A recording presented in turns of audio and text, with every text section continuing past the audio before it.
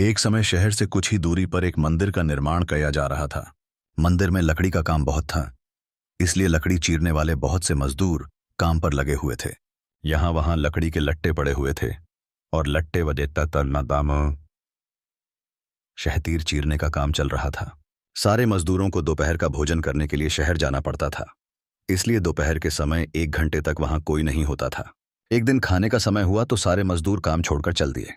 एक लट्टा आधा चिरा रह गया था। आधे चिरे लट्टे में मजदूर लकड़ी का कीला फंसाकर चले गए। ऐसा करने से दोबारा आरी घुसाने में आसानी रहती है। तभी वहां बंदरों का एक दल उछलता कूदता आया। उनमें एक शरारती बंदर भी था, जो बिना मतलब चीजों से छेड़छाड़ करता रहता था। पंगे लेना उसकी आदत थी। बंदरों के सरदार ने सबको वहां पड़ी चीजों से छेड़छाड़ न करने का आदेश दिया। सारे बंदर पेड़ों की ओर चल दिए, पर वह शैतान बंदर सबकी नजर बचाकर पीछे रह गया और लगा अड़ंगेबाजी करने। उसकी नजर अधचिरे लट्टे पर पड़ी। बस वह उसी पर पिल पड़ा और बीच में अड़ाए गए कीले को देखने लगा। फिर उसने पास पड़ी आरी को देखा। उसे उठाकर लकड़ी पर रगड़ने लगा।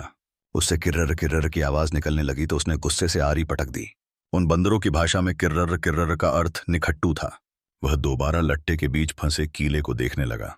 उसके दिमाग में कौतूहल होने लगा कि इस कीले को लट्टे के बीच में से निकाल दिया जाए तो क्या होगा।